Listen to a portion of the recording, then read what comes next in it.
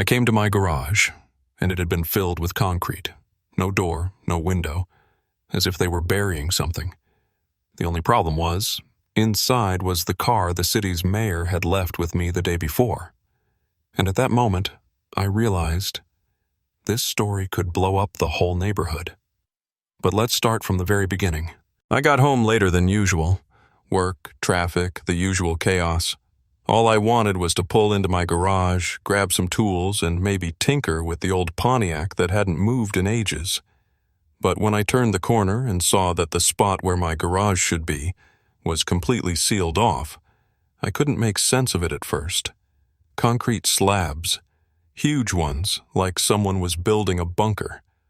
On top, a sheet of metal welded right into the walls. No lock, no door, just a coffin made of concrete and steel. I walked up, stunned, looked around. No signs, no notices, not even a scrap of paper. Nothing. At first, I thought I had the wrong place. Maybe it was the wrong garage? But no. There was the old sign nearby, paint peeling off, but this was definitely my spot. This is where I parked every day. This is where I left my car. My heart sank. I ran to the nearest building and started ringing up my neighbor, Bill. He lives right across the street. He came out in his robe, rubbing his eyes. "Oh, you mean the slab?" he said. "Yeah, the HOA sealed everything up this morning. Said the leases were overdue and the area needed to be cleared." "What the hell?" I nearly shouted. "My car was inside. Didn't they check?" Bill shrugged. "I don't know, Tom. They did it fast, early in the morning. Crane came in, dropped the slabs. The whole thing was done in under an hour. Didn't call anyone." I lost it and drove straight to the HOA office. A gray, unimpressive building. The plaque on the front read, Silver Creek Owners Association. I went inside. A woman sat behind the front desk, flipping through a magazine. I walked up and told her my garage had been sealed with slabs and my car was still inside. Without looking up, she reached for the phone. "Mr. Stewart, someone's here. About the garages." A minute later, Alvin Stewart appeared in the lobby, the HOA chairman. A man with a face that hadn't smiled in at least a decade. Suit, folder in hand, a neatly combed streak of gray at his temple. He looked at me like I was garbage. "Garage number 42, right?" he said, flipping through some papers. "Lease expired 2 weeks ago. A notice was sent by mail. You didn't renew, didn't pay. We made the decision to demolish." "Demolish?" I was almost yelling.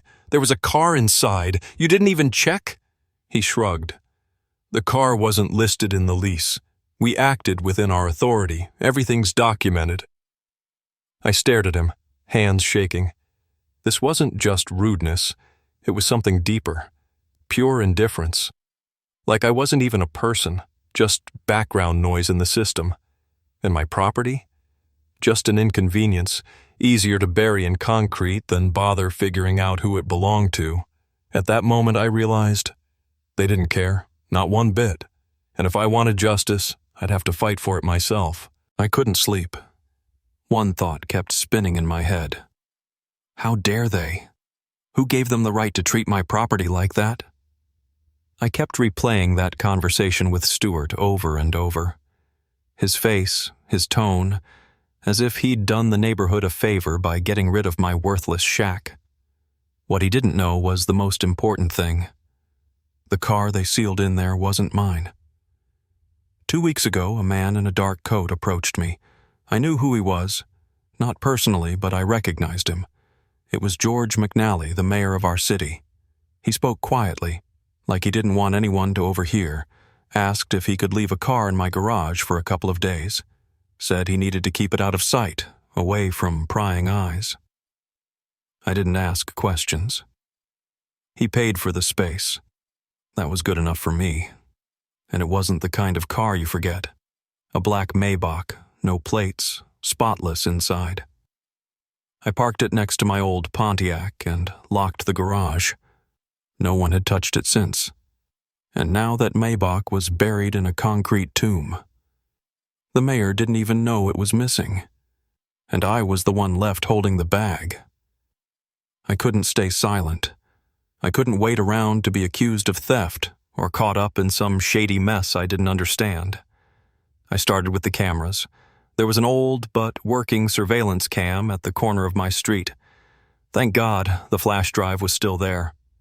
It had everything: the mayor pulling in, me locking the gate, and most importantly, the HOA's truck showing up at 4 a.m., laying concrete slabs like it was a construction site. With that video in hand, I headed to City Hall. They tried to stop me at the door. Some sour-faced security guy said, "No appointments today." But I said it loud enough for everyone in the lobby to hear. "Your mayor's car is missing. It's in my garage. The one your HOA sealed in concrete." Silence. A minute later, 2 men approached me and asked me to come with them. I ended up in a small, windowless office. 10 minutes later, George McNally walked in. His face was stone. I showed him the footage. He watched in silence, fingers interlaced. Then he looked at me. "You realize you just saved my career," he said quietly. I didn't say anything. I was boiling inside. I wasn't some hero. I just wanted to get my damn cars out of the garage. But now, this had become something much bigger. Less than a day had passed since my conversation with the mayor. I thought that would be it. He'd watch the video, shrug, and say, "Handle it yourself." But no. By the next morning, the neighborhood was buzzing like an anthill. First, guys in suits showed up. Clearly not from the HOA. Then a black SUV with city administration plates rolled in. A few hours later, a tow truck arrived at the garages, and workers began removing the concrete slabs. I stood to the side and watched. When they lifted the last metal sheet, the smell of dust and concrete hit hard. The mayor's car was still inside, coated in construction dust, like a monument to someone else's audacity. Beside it, my Pontiac stood like a forgotten witness. One of the workers wiped his forehead, looked at me, and muttered, "Didn't think you were hiding that in there." But someone did know. Alvin Stewart. He showed up about 10 minutes later. No folder, no smirk, pale as a sheet. He stood off to the side, whispering into his phone. When he saw me, he looked away. For the first time. And I'll admit, that felt good.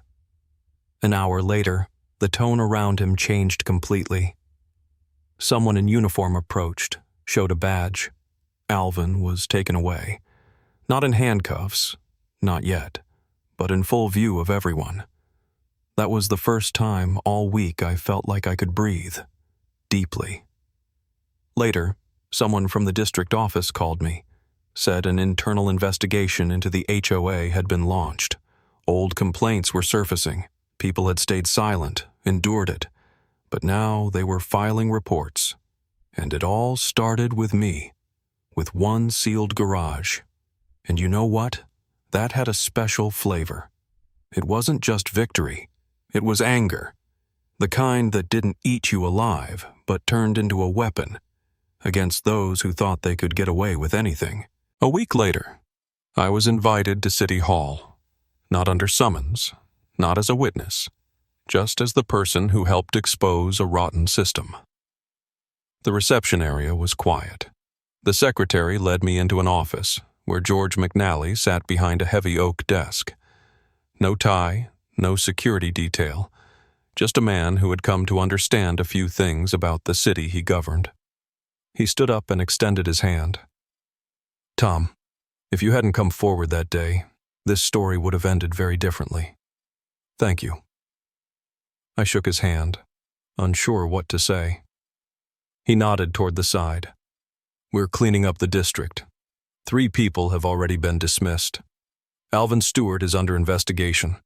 Suspected corruption, coercion of tenants, document forgery. I suppose you're not surprised." I wasn't. "We want you to serve as an advisor to the Department of Municipal Property to make sure something like this never happens again. You have an eye for injustice. We need that." I walked out of there with a new feeling. Not pride, exactly. More like peace. The feeling that I wasn't just a guy who had his garage taken away. I was the guy who took it back. For himself, and for others. Later, I returned to that same garage. It stood open, cleaned out, though still smelling faintly of concrete dust. I opened the gate, got into my Pontiac, and started the engine.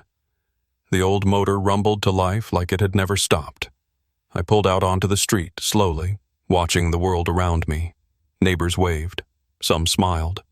And some, like me, just nodded, as if they understood. Today's victory wasn't just mine. Sometimes justice doesn't come on its own. Sometimes you have to drag it in by the collar, kicking and screaming, past everyone who's used to calling the shots from above. But when it finally comes, there's nothing like it.